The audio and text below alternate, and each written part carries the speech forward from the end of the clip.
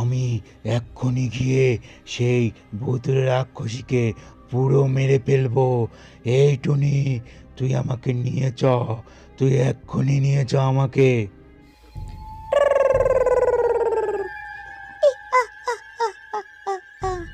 আমি হলাম ভুতুনে রাক্ষসী। ভুতুনে ভুতুনে আমি যখন যাকে পাই গপ গপ করে গিলে খাই। নতুন জঙ্গলে এসেছি, অনেকক্ষণ কিছু খাইনি। এখন যদি টুনি পাখির ডিম পেতাম তাহলে খুব ভালোই হতো। আর টুনি পাখির ডিমগুলো পেলে পুরো গপ গপ করে গিলে নিতাম। ওই তো টুনি পাখির ডিম মনে হয়। বাহ, না চাইতেই পেয়ে গেলাম, কি দারুণ রে! ভুতুড়ে রাক্ষসী তার জাদু দিয়ে অঙ্কি টুনির ডিম পুরো গপ গপ করে গিলে নেয় এবং বলে, দুটো ডিম পেয়েছি, আরও দুটো ডিম পেলে খাবারটা আজ পুরো জমে যেত। না, দেখি সামনে আর পাই নাকি। ভুতুড়ে রাক্ষসী এই কথা বলেই সামনে যেতেই নন্দী টুনির ডিম দেখতে পেল। বাহ, আজকের দিনটা তো বেশ ভালো। আবার টুনি পাখির ডিম, হি হি হি হি হি হি। আজকের খাবারটা বেশ জমে যাবে। এই কথা বলতে না বলতেই সেই ভুতুড়ে রাক্ষসী নন্দী টুনির ডিম গপ গপ করে গিলে নিল এবং বলে, আজকে আর খেতে হবে না, পেটটা পুরো ভরে গেল।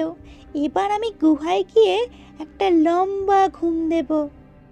অন্যদিকে অঙ্কিটুনি তার বাসায় আসে। সে এসে দেখল তার বাসায় আর ডিম নেই। আমার ডিমগুলো কি হলো? কোথায় চলে গেল? কেউ নিয়ে যায়নি তো? এবার আমি কি করি? কোথায় পাই আমার ডিমগুলোকে এখন? কি যে করি কিচ্ছু বুঝতে পারছি না। এই তো কিছুদিন আগে আমি ডিমগুলো পেরেছি, এখন ডিমগুলো কে নিয়ে গেল? না, একবার নন্দী টুনির কাছে যাই। এই কথা বলেই অঙ্কিটুনি নন্দী টুনির কাছে উড়ে গেল এবং নন্দী টুনির কাছে গিয়ে দেখল সেও কান্না করছে।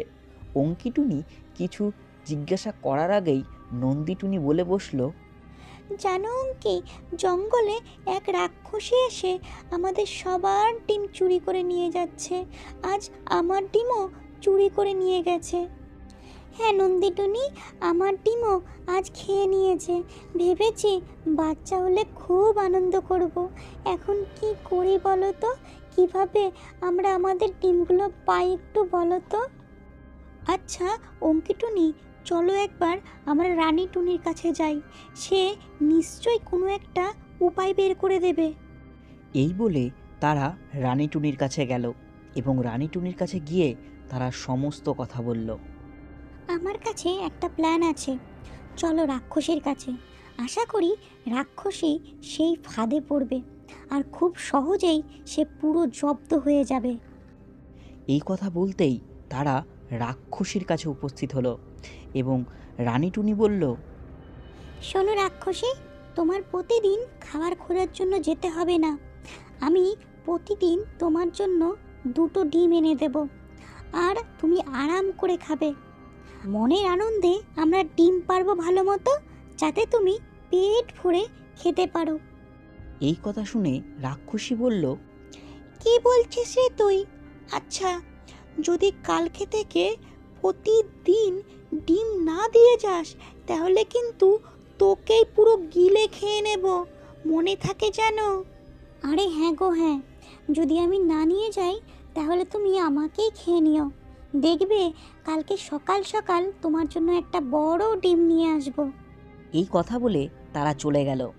ঠিক পরের দিন টুনি পাখি চালাকি করে 3 মাথাওয়ালা রাক্ষসী যখন খাবার খুঁজতে গেল, তার ডিম নিয়ে সেই ভুতুড়ে রাক্ষসীর কাছে নিয়ে যায়। সেই ডিম রাক্ষসীর কাছে নিয়ে যেতেই সেই রাক্ষসী গপ গপ করে খেয়ে নিল। বাহ, তুই তো খুব ভালো রে, তুই আমার জন্য এত বড় ডিম এনেছিস। বাহ বাহ, খুব ভালো করেছিস। আচ্ছা, তুমি খাচ্ছ খাও, আমি এবার আসলাম। হ্যাঁ, আবার কালকে তোমার জন্য ডিম নিয়ে আসব। টুনি পাখি এই কথা বলেই চলে গেল এবং সে ঠিক সেই 3 মাথাওয়ালা রাক্ষসীর কাছে গিয়ে বলল যে তার ডিম সেই ভুতুড়ে রাক্ষসী নিয়ে গেছে। এই কথা শুনতেই সেই 3 মাথাওয়ালা রাক্ষসী প্রচণ্ড রেগে যায় এবং বলে, আমি এক্ষুনি গিয়ে সেই ভূতুড়ে রাক্ষসীকে পুরো মেরে ফেলবো। এই টুনি, তুই আমাকে নিয়ে চ, তুই এক্ষুনি নিয়ে চ আমাকে। ঠিক তখনই টুনি পাখি সেই 3 মাথাওয়ালা রাক্ষসীকে নিয়ে সেই ভুতুড়ে রাক্ষসীর কাছে নিয়ে গেল এবং ভুতুড়ে রাক্ষসীর কাছে নিয়ে যেতেই সেই ভুতুড়ে রাক্ষসী বলে উঠল, কিরে টুনি, তুই আমাকে মারার জন্য এই 3 মাথাওয়ালা রাক্ষসীকে নিয়ে এসেছিস?